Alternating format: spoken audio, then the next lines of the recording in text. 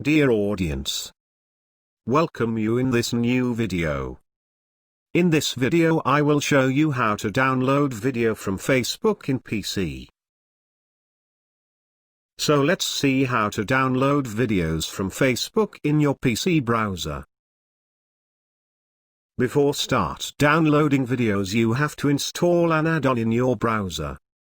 The name of the add-on is Video Download Helper. I have given the link of the add-on for Firefox browser on the description of this video.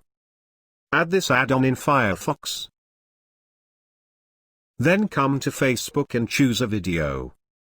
For me, I want to download this video. Click on the video and play it. Then you will see a download icon on the upper left corner of the video.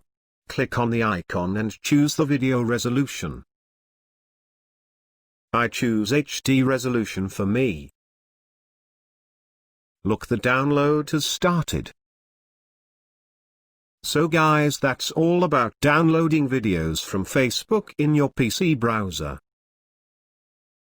Please like the video and share it.